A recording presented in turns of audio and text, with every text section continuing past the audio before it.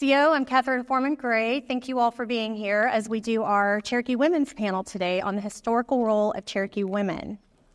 All right, before we introduce our panelists, in February of 1757, the great Cherokee leader, Tahlequah, came to South Carolina to negotiate trade agreements with the governor and was shocked to find that none of their women were present. Tahlequah asked the governor, since the white man, as well as the red, was born of woman, did not the white man admit women to their council? Carolyn Johnston, professor at Eckerd College and author of Cherokee Women in Crisis, says in her book that the governor was so taken aback by the question that he took 2 or 3 days to come up with his response. The white man do place confidence in their women or share their counsels with them when they know their hearts are good. Europeans were astonished to see that Cherokee women were the equals of men. Women had autonomy and sexual freedom, could obtain divorce easily, rarely experienced rape or domestic violence, worked as producers, farmers, owned their own homes and fields, and had significant political and economic power. Theda Perdue, professor at the University of North Carolina and author of Cherokee Women, Gender and Culture Change, 1700 to 1835, writes that Cherokee women's close association with nature as mothers and producers served as a basis of their power within the tribe, not as a basis of oppression. One of the hardest things for the colonists to comprehend was the Cherokee kinship system. This is based on the matrilineal structure, or oldest social organization, in which lineage is traced through the mother and maternal ancestors. The most important male relative in a Cherokee child's life was his mother's brother, not his father. Women owned the houses where the extended family lived, and daughters inherited the property from their mothers. By mid-18th century, our Cherokee ancestors started to realize that their sovereignty and possibly their survival depended on being viewed as civilized. Being civilized meant wearing European clothes, reevaluating and altering centuries-old religious practices. Many would convert to Christianity and adopt a patriarchal, agrarian way of life. Men would no longer hunt, and women would no longer farm. The civilization program, the loss of hunting lands, missionary efforts, and slavery destabilized gender relations within the Cherokee Nation. Men's roles were also disrupted because they lost their ability to be hunters and warriors. Today we are going to discuss some of these changes that have occurred during our history, how Cherokee women lived, and how they were treated historically, and how we have evolved over the past 300 to 400 years. I'm excited today with our panelists that we have. We have Dr. Candessa Tehee. She is District 2 Cherokee Nation Tribal Councilor. Krystan Moser, Senior Manager of Collections and Exhibits, and then also Elizabeth Toombs, Tribal Historic Preservation Officer for Cherokee Nation. OCO, my name is Krystan Moser, and as Catherine mentioned, I'm the Senior Manager of Collections and Exhibits for Cherokee Nation Cultural Tourism. I oversee the care of our collection of art and artifacts and the exhibition of those materials both throughout the reservation and to partnering institutions. OCO, Candessa Tehee, Tawado, Yonex, the Owo, Tawado, Jalek, Aseno, Iego, Seho, College Jalek, Anewahai, Digiowi, Joint Doggy Kaha, Tal, Anika Huge, Diquage, Achu, Jacoegino, Jalek, Aye, Dagilostane, Ale, NSU School. So in English, my name is Candessa Tehee. I am a Cherokee woman of the Wolf Clan. I have 3 kids, and currently I serve District 2 on the Cherokee Nation Tribal Council, and District 2 is the Tahlequah North area. Osio Nagad, Elizabeth Toombs, Jigalil, Dagwadon, Jijalagi. Elizabeth Toombs, I serve as the Cherokee Nation Tribal Historic Preservation Officer, which is primarily to work with the federal government to protect our sites. But I also have a background in cultural and literary theory, specializing in Native American women from the University of Oklahoma. I'm just grateful to be here with you all. All right, so we're going to go through a panel of questions here, and then once we finish with that, I will come out to the audience, and if you guys have any questions, we can go from there.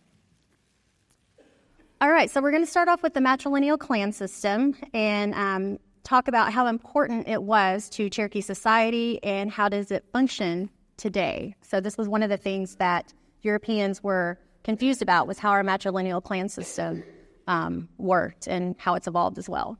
So the matrilineal structure was the foundation for Cherokee, or for belonging in Cherokee society. And one thing that I wanted to mention was the difference between matrilineal and matriarchal, because I think that was a common misconception at times. Matriarchal refers to governing by women, and matrilineal refers to the maternal bloodlines that help dictate relationships. And the basic unit of Cherokee kinship was the clan. That's great. Absolutely. All those observations are spot on. And I want to add as well.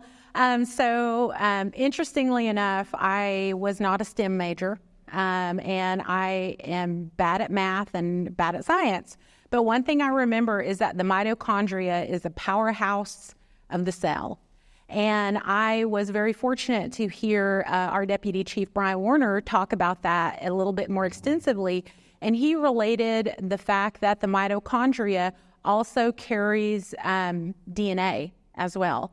And so in terms of your blueprint kind of for who you are, it's carried within that mitochondria. And so it's that mitochondria that's passed from mother to child. And so it's that unbroken line back to your female ancestors, back to your mother's mother's mother's mother.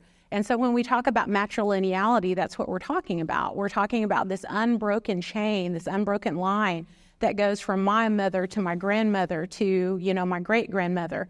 And so when we're thinking about the clan being the connection and how you receive that, you can almost translate that into genetics in some way, which I find really interesting. And when you also think about the fact that, I have a daughter, but those eggs that my daughter was formed from, I formed those while I was being carried by my mother. So those eggs that she's carrying were formed when I was carrying her inside of me. So this motherhood connection is extremely deep. It's extremely strong. And matrilineality, in terms of clan connection, it's about more than just identifying who your relatives are. It is also identifying who you have responsibility to and who you have responsibility for. And so thinking about that matrilineality and that clan structure, if somebody hurts me, they hurt my clan kin. If I hurt somebody, I'm not just hurting them, I'm also hurting their relatives and their clan kin as well. And so our system of jurisprudence was also organized around the clan system prior to contact. I think everybody has kind of heard about this term blood law. So but it was more than just blood law. It was about any kind of harm or ill that may have befallen a person at the hands of another person. So in thinking about this matrilineality and the way that it connected people, prior to contact with Europeans, it also determined where you lived and who you lived with. So typically a matriline would live together. A mother, a grandmother, daughters, they all lived together in one household until that household became too large. And then they moved out and created a new household, but it was right next door. And so how many of you are from traditional Cherokee communities where you can think about those matrilocal residence patterns that are still taking place? Where you can think of families, or you yourself may come from a family where you lived with a mother and a grandmother, or you lived with aunts, you live with sisters. And so there are even multiple generations of a family living within one space together. So that matrilineal connection is extremely deep. It's about accountability, it's about responsibility, it's about belonging, it's about all of those things all wrapped up together when I say, I'm a Wolf Clan woman. I think those are some really important points, and I know that they're very focused on clan and that this discussion is about Cherokee women, so I'd like to take it back even farther and talk about our origin stories and really just Cherokee literature in general, when we talk about storytelling and the role of the divine, I guess you would say Selu, and what role that she embodied for Cherokee women and culture. And there are written accounts of this. You can definitely look that up. But her role was primarily designated in agriculture, in growing, in responsibility for providing for the family. I think it's also important to show or to know that it's a balanced partnership with her partner as well, who also was spending a majority of his time providing for the family by hunting, so being outside of what we know of the towns. And so you see these roles being played out in the home as well. So women are, as you had alluded to earlier, associated with the land, associated with the crops. So whenever you have non-native peoples coming to our land, one that is formed on a Western concept of jurisprudence of the doctrine of discovery, or what we call finders keepers, and they're coming into a land that is held in common, where maybe households within a town would they might have their individual fields, but they also have common fields of agriculture where women are essentially sharing those resources with the entire towns.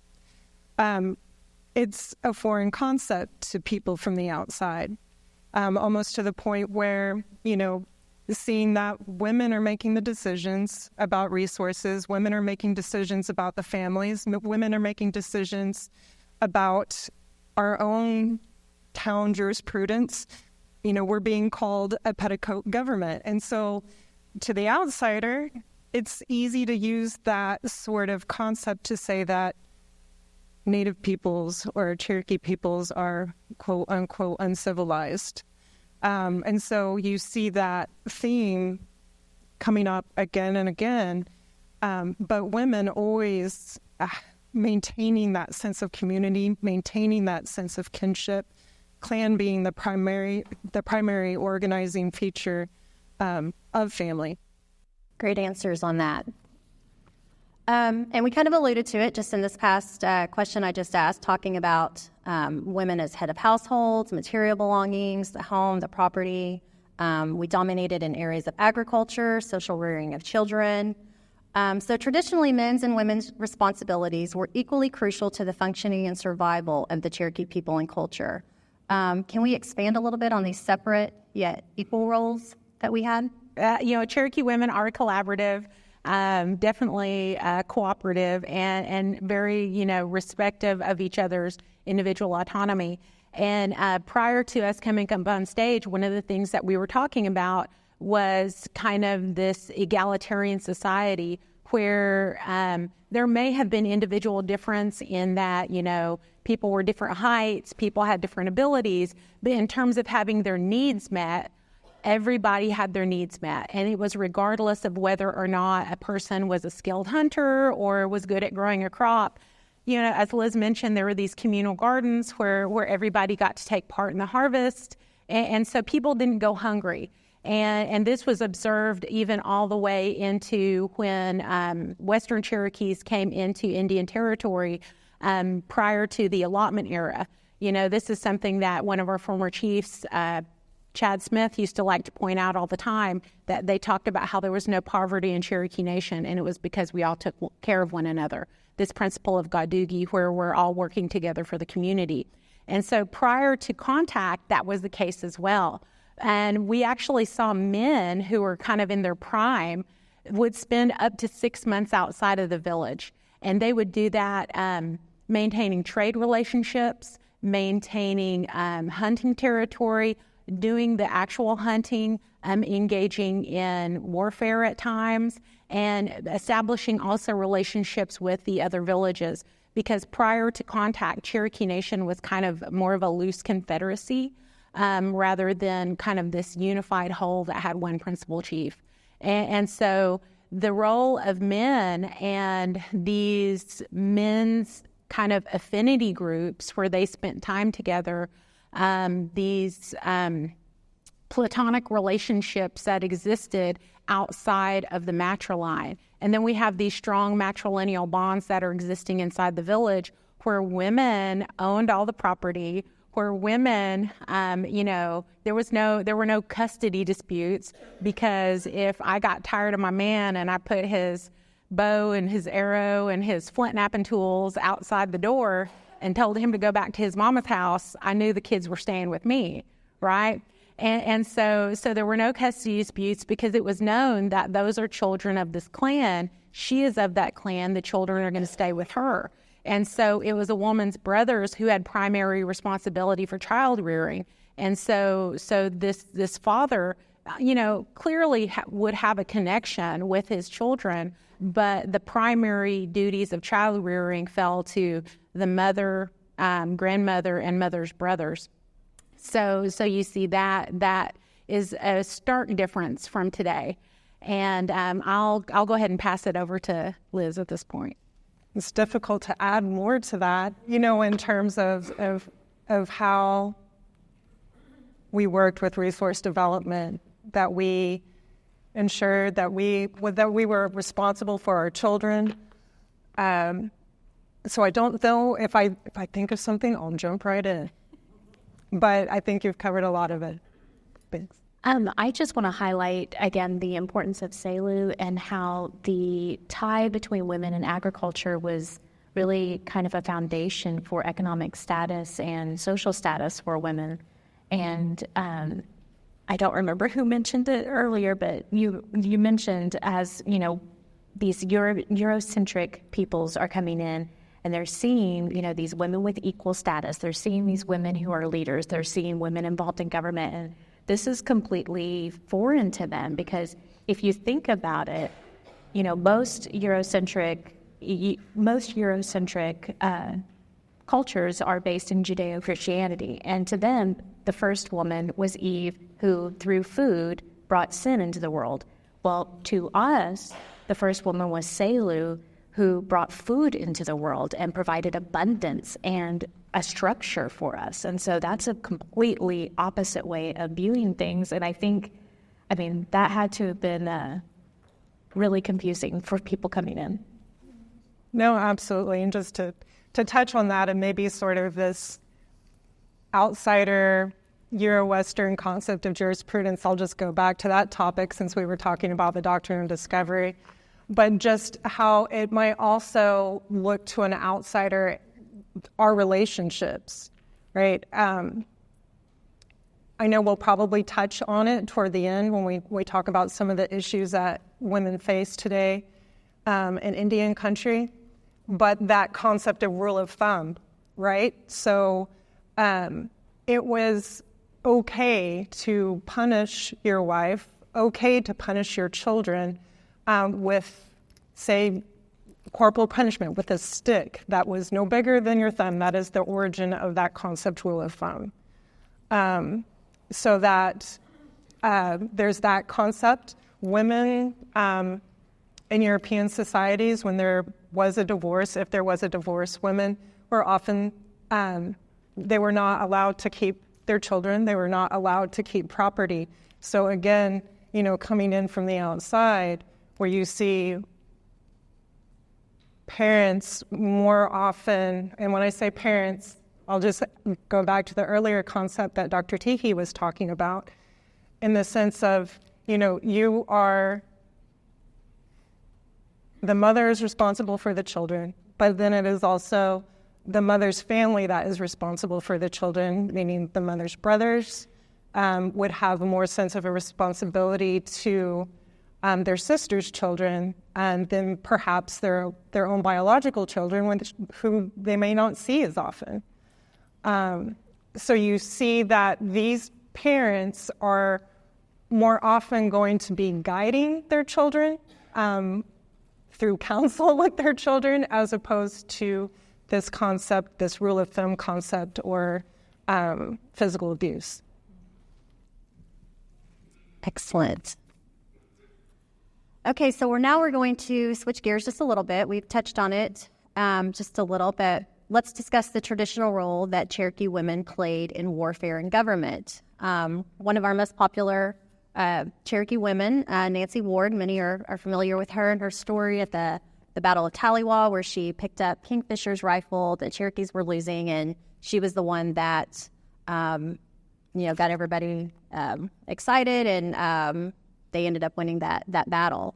And so, again, if we just wanted to discuss the traditional role that women played in warfare and government, there was a women's council, fate of the captives, just some of those questions. We can expand on that.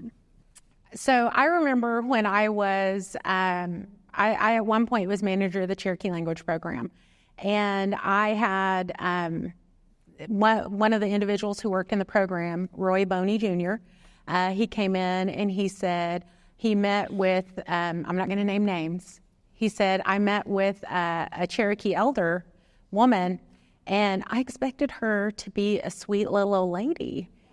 He said, and I hear people laughing, okay, because I think you know where I'm going with this. She was not. She was fierce, strong, sharp-tongued. Definitely, he knew exactly what she was thinking when she was thinking it. And I remember asking him, why did you think she was going to be a sweet little old lady? Have you not met Cherokee women before? And so when Catherine brings up, this question about what was the role that Cherokee women played in warfare, part of the role that Cherokee women played in warfare was deciding what happened to the captives. And there were some really brutal punishments for what happened to those captives. I have heard a talk from Dr. Julia Coates, who I serve with on the tribal council, and she mentioned that one of the more brutal punishments was to, and I'm sorry, I know you guys are eating, but I'll share it anyway, was to scorch the soles of a captive's feet, to peel that skin off, and then to take parched corn and to push it into that raw flesh, and then to force those individuals to walk on it, the captives. So when we're talking about Cherokee women knowing how to enforce a penalty, knowing how to enforce a boundary, when you see the way in which captives were treated, you can absolutely see that Cherokee women had just as much ferocity, if not more, than the men of that era. And so I don't offer that necessarily as a way to glorify the past or to mythologize past violence, because that is not how we behave today, right? But I offer that instead that there's kind of an infantilization of people as they get older in Western cultures and in Western societies, as though older people are not able to kind of handle ideas in the same way that younger people are. But in Cherokee culture and in Cherokee society, elders are revered for their knowledge, their life experience, and their wisdom. And so as we're looking at the ways in which women participated in warfare, we can see, I think we can see the persistence of Cherokee women's power through time. I could also talk a little bit about government, but I'll go ahead and cede the floor to someone else if they would like. Yeah, so in warfare, what is that, like I brought you here and I can take you out if I want to, that idiom? But that, and I always go back to the beginning, right? Women have such power in giving life. They are sacred in that way. As Dr. Tehee demonstrated, they can also take life, that there is that balance there if needed through our traditional blood law. There's also the capacity for forgiveness. So obviously, if you lose a son who provided for your family, who protected your family, if you lost that person in warfare, then it is okay to take one of those captives as one of your own and to fulfill that responsibility for your family. So I think that those different capacities also in the wisdom to carry those through really show the strength and sacred value of women as well. Okay. I believe we're discussing government right now, too. So with Cherokee women's ferocity and tenaciousness didn't just come out in warfare and in the meeting out of punishments for captives, but also in the negotiations that they took place on a government level. For instance, Nancy Ward, you mentioned, her role in the Battle of Tahlequah, and she was also present at the negotiations for the Treaty of Hopewell, which is one of the most important treaties in Cherokee history. It was the first treaty that was signed with the newly formed United States government.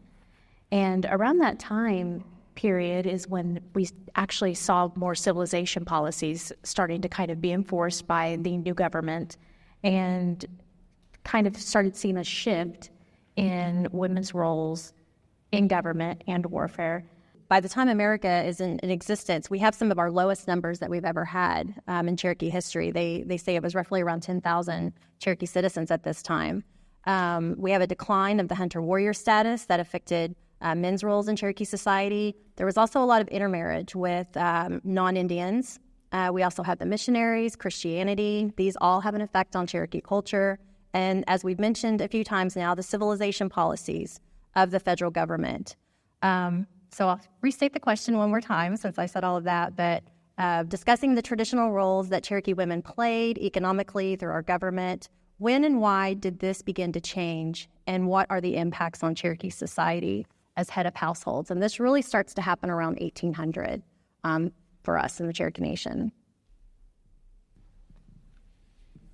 Well, the civilization policies started being enforced, it's my understanding, in the 1790s. And so leading up to 1800, you do have this shift in thinking outside of Cherokee Nation, but both within Cherokee Nation, because with intermarriage also comes bringing in another culture as well.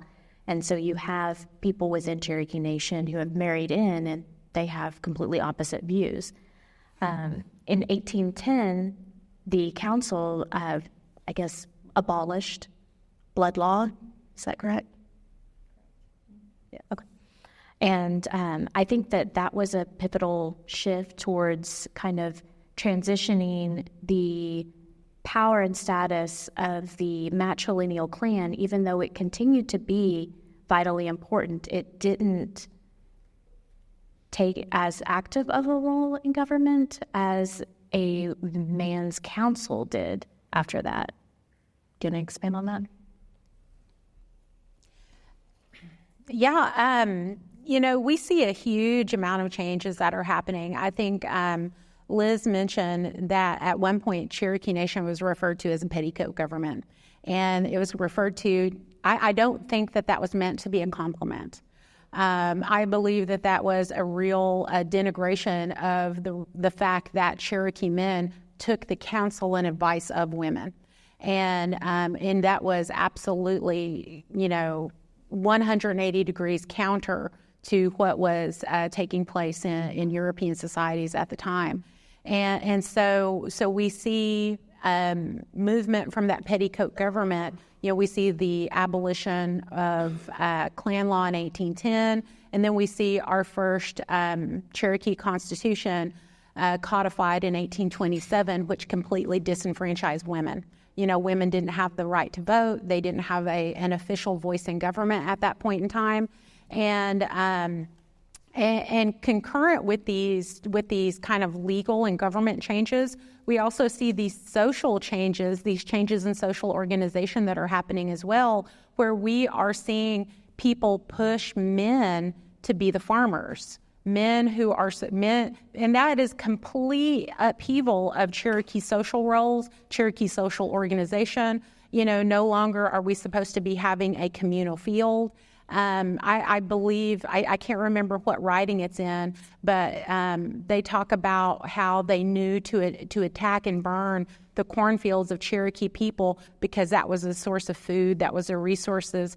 And the explorers talk about walking through those fields as they were setting them ablaze and seeing the footprints of children in the soft dust and in the dirt of the cornfields.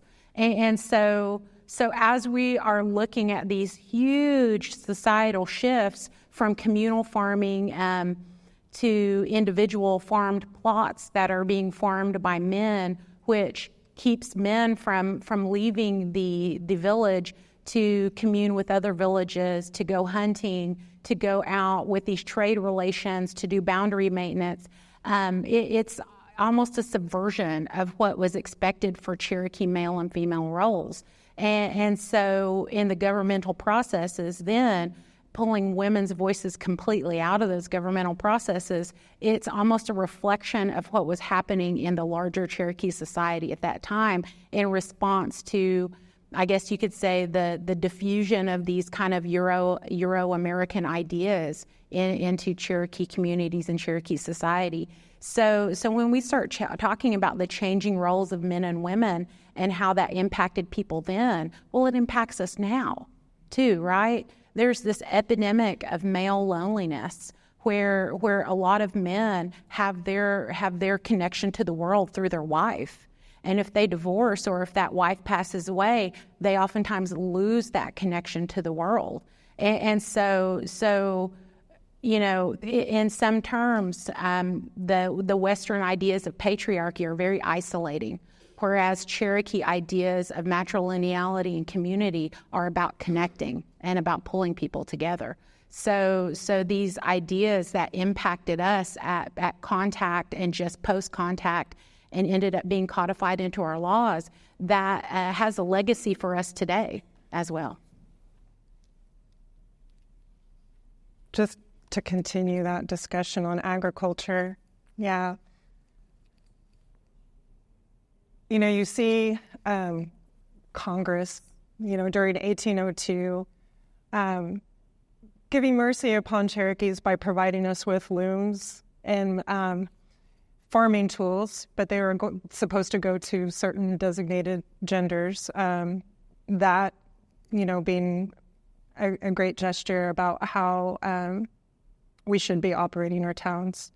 I think there have been some really important points on just warfare and land cessions and what that means about even the ability to see a harvest through a full year, right? So going back to Selu, you know, we understand that harvest cycle lasts 3/4 of the year. If you're not allowed to maintain those crops, if they're being burned down and you're not able to sustain your own families, that's a devastating effect. Even, you know, through our forced removal to Indian Territory, we see ourselves being automatically drawn into the Civil War, which had a devastating effect on our families. You see literal families split apart on both sides during the Civil War. And then I think it's Carolyn Johnston who talks about how that really forces changes in the family. So women are actually still working in the fields because there aren't men there to help them do it. But they are also there trying to protect a homestead because there are examples of this in my family, because they're being raided. So they're also subject to some of the criminal activity that's happening here. You know, and I always hold on to this idea of community survivance and kinship. And, you know, I know that despite all that, you know, there's still examples of, you know, it's the strength of community and pulling together during those times. But even like women's dedication to education, that was still going on, you know, or at least attempting to go on, where you see, you know, we have examples, obviously here, just being in the capital of Cherokee Nation, the seminary buildings, you know, that we thought education was very important. We were a very literate society. And when I say literate, I mean both Cherokee and English. And that those women, whether they went to school there or not, they were still in our community schoolhouses, raising and educating children. So seeing all of these shifts, I still see, you know, women keeping those communities together. I mean, we could keep going because you know, there's the theory, is colonization over if we're still feeling the effects of it? But even through the allotment process, where you have the federal government defining our households through the men, and most recently, popularized in media, non-Native people taking advantage of Native women for their resources, which also happened here in Cherokee Nation with land. But you still see these efforts and community togetherness. I mean, I think it's obviously a part of our community values and good duty and keeping everyone together. So what are some of the most pressing issues facing Cherokee and other Indigenous women today, and what can we do to address these issues? So talking about the violence against women, murdered and missing Indigenous women, what can we do to address these issues today? So this makes me recall a conversation I had with a friend of mine. And we were at a conference, and it was the recently held Summit on Women and Children conference that was held by Cherokee Nation. And one of the speakers talked about how 2 out of every 3 Indigenous women have experienced violence at the hands of someone they love, basically. And she and I were sitting there talking, and she says to me, Candessa, she said, do you know the one woman who hasn't experienced violence at the hands of another person? And I've never met one. Maybe there is someone out there who's lucky enough to have not had that experience. But as someone who is a survivor of not just intergenerational trauma, but historic trauma, the trauma that your body carries changes you. And it changes. It can even change how your brain functions and how your brain processes things. But the good news is that healing can also be transformative. Healing can also change how your brain functions. So when I think about the most pressing issue that's facing women, there's definitely the epidemic of violence that women face. I know a family out of Bunch who they're still waiting on a call to find out what happened to a family member of theirs. She was leaving a football game, called them and told them that she would be home, and that was the last they ever heard from her.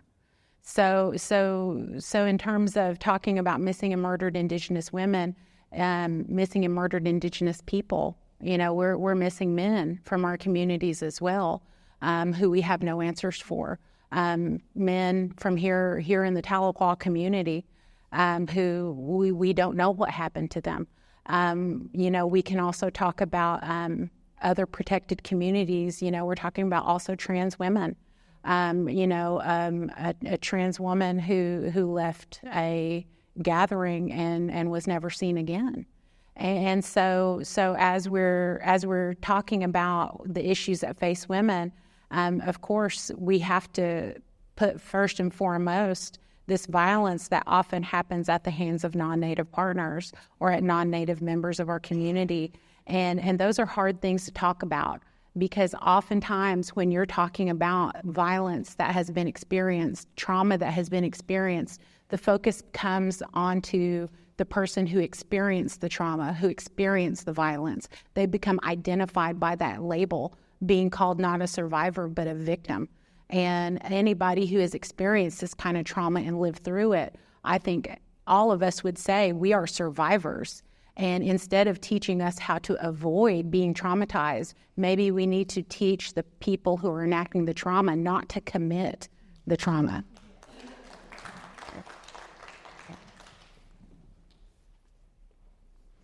Absolutely. It's a difficult topic to address. And I think Dr. Tehee, 1 in 3, I think, is the statistics that's reported violence against women. Native American women are 2.5 times more likely to experience crime than any other race. I don't know if I have much more to add to that. You know, it is a movement. It's something that has been happening in our communities for decades. I'm glad that we have, you know, movements now to address that. I guess, you know, if I were to add maybe anything to that, and I don't know if it's just like, you know, Survivors Guild or, you know, one of our values is to be able to reach out and seek out one another, and I think it would be helpful to be aware of what those signs of DV, domestic violence, looks like. I would love to be able to stop it. And I would like to get to a point where they're no longer absent, but we are recognizing when things are happening before we get to that point. But I know that's not always possible. But maybe just an education and awareness of what we can look for. Knowing the resources available to us to provide to those who might be suffering. And that's the only solution that I have. I know for Native American people, there's an added dimension of culture that makes it very difficult to address. But I appreciate that we have a movement and hopefully methods to ensure that we can keep our communities together and whole. I have one more thing to add before we move on. Sorry, I feel like I've been talking a lot. Sorry. But so we do also have 2 other Cherokee community values. We're all supposed to love one another. And it's not just love, like you can't say like I love pizza in Cherokee. It has to be about like another person because you're concerned about how the world is treating that person. And then there's another one, where we're all supposed to like one another. And I know you can all think of someone you love that you may not necessarily like, but these 2 values, we're supposed to do both of them. But I also really want to strongly caution against toxic traditionalism that is telling us we need to love an abuser and like an abuser, because we do not. Pre-contact, we've talked about some pre-contact jurisprudence. Pre-contact, things like domestic violence and rape were almost unheard of, largely because those offenders were dealt with. They were dealt with. Now, in today's American system of jurisprudence, the level of burden that's placed on the actual person who has experienced the trauma is profound and significant. So oftentimes people who have experienced that trauma do not want to step forward. They also may have complicated feelings about the American system of justice and be unsure about whether or not justice is actually going to be served. Well, pre-contact, I'm not going to say that it was a perfect place, it was a perfect time, but there were ways to address these things in more definitive terms.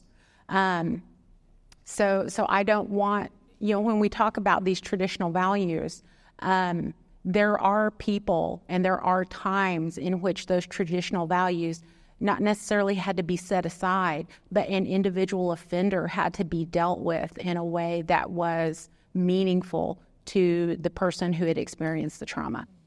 So I just want to expand on that a little bit, because I think what Liz was saying about being able to recognize those signs, as part of our community looking out for each other is a wonderful thing. And I think that is something that could benefit everyone.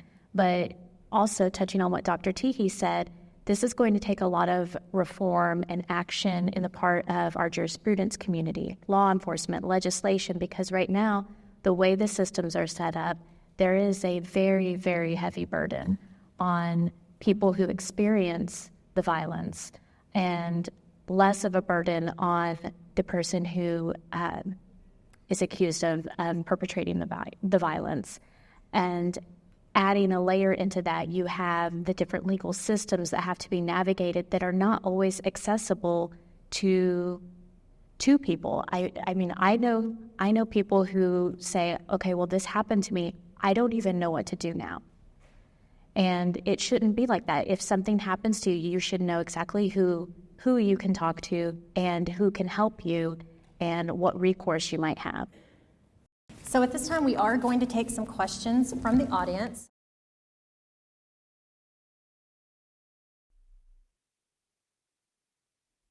My understanding of pre-contact Cherokee communities is that they were kind of serial monogamists, that marriage was the exchange of, I think, deer from the man and corn from the woman. So clearly it kind of had to take place, I would assume, during kind of certain times of the year when those things may be more readily available. In terms of a date of time for expectation, I don't really have an answer for that question. I know that women would typically begin shaking shells, and that was, wearing the turtle shell shackles on their legs during ceremonial dances after their first menses. And now you're not supposed to take part in the ceremonial dances while you're menstruating, or some people might say while they're on their moon or on vacation. But they during those times they would actually spend times together, like in a communal area for menstruating women, which, I mean, it sounds kind of nice. I got to be real here. But in terms of like when a woman was expected to be married, I'm not sure if there was a hard and fast rule or if there was even a hard and fast expectation for a woman to marry. I think that women and Cherokees in general had such an expectation of personal autonomy that it was really at an individual discretion. That's my thought. Yeah, and maybe it's just that concept of marriage, and I think you touched on that. It's not like this formal recognition. It really is just the guy, mom's okay with him, the guy moves in, and everything's fine. So I think that's what makes it difficult, is that there isn't, a large, right. And also with him leaving, just setting the things out. So yeah, I don't know if there's a hard and fast. No, I'm not really aware as any documented examples of expectations in terms of age or even expectations of marriage.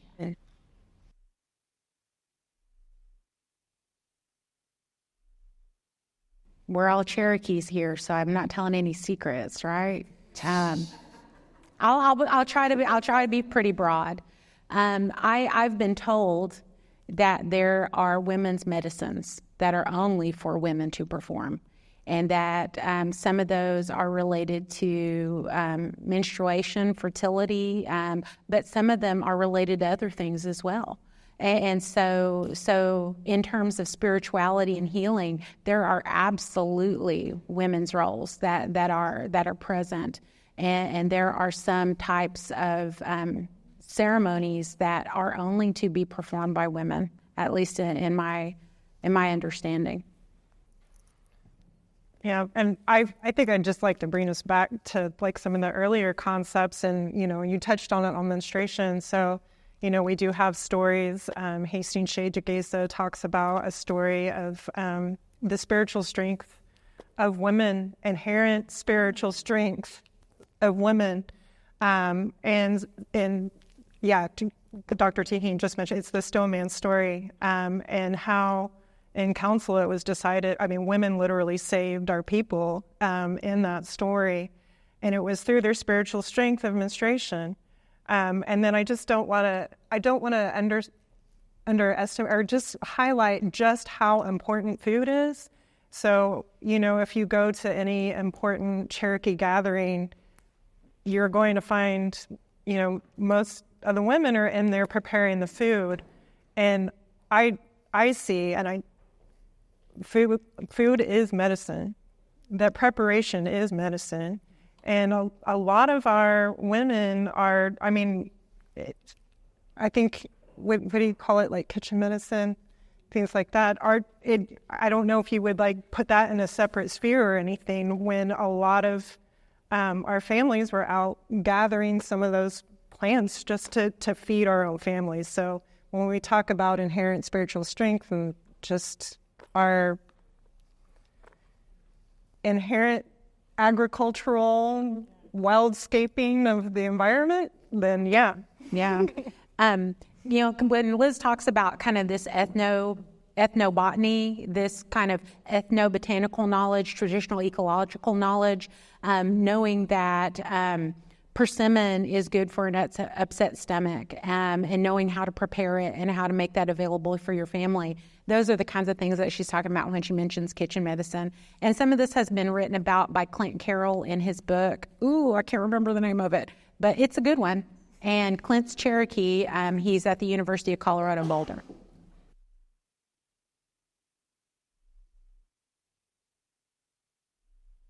There is a documented story that's available about the three sisters, and she theorized that the third sister may be pumpkin in our case rather than squash, and that squash, corn and beans.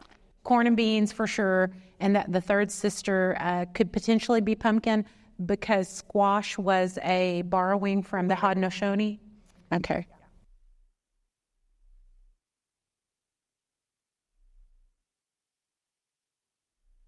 So earlier on in the 1800s, we did talk about how, the clan role kind of diminished and then women's role also diminished.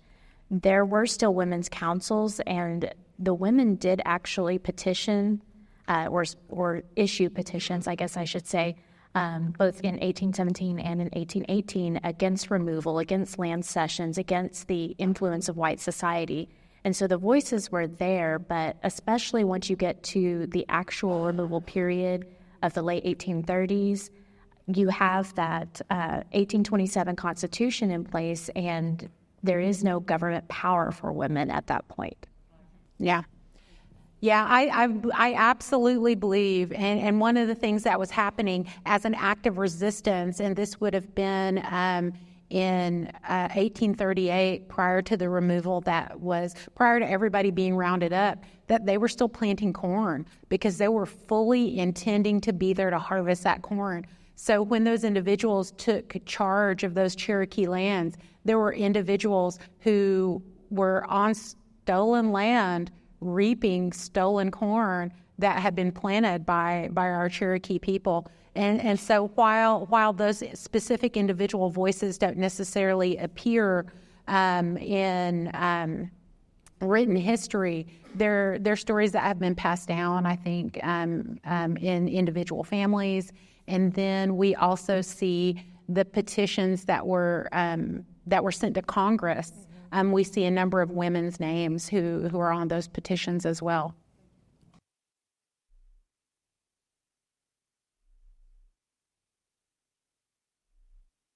Well, there are a lot of good materials that are out there. I think one of the ones that Catherine mentioned was Cherokee Women by Theda Purdue. And then, of course, Wilma's autobiography, Man Killer. And then there's a podcast that's being done by Adrienne Keene and Matika Wilbur. And they haven't put out a new episode in a while, but they've got a lot of great episodes. And Matika Wilbur was the individual who was doing the project where she was taking a picture of one of every person from every tribe in the United States. And then Adrienne Keene she's a scholar who works on issues of Native appropriation in fashion and in popular media.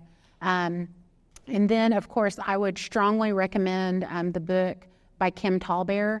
It's called Native American DNA, and it's where she talks about kind of the intricacies of trying to look at your ancestry essentially in a drop of blood, right? There are these and I know people who have submitted their DNA to like 23andMe and what's the other one? I can't remember what the other, yeah, where they've submitted their DNA and they've been either adopted or they don't know who their dad is, and they've submitted, they're looking for DNA matches.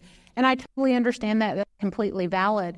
But for those of us who, if you know who your family is, I want to remind you that if you're going to submit to a company like that, you're paying someone to take really valuable genetic data from you, and that those companies are aggregating those things and they're sending them out to other companies. So when you're in all the fine print of all the things that you're signing and agreeing to, you're agreeing essentially also to the fact that at some point your DNA profile may be able to be de-anonymized, so it may be able to be like linked back to you as well. So I'm sorry that was out in the weeds, but just be careful with your genetic data and work through a health professional if possible.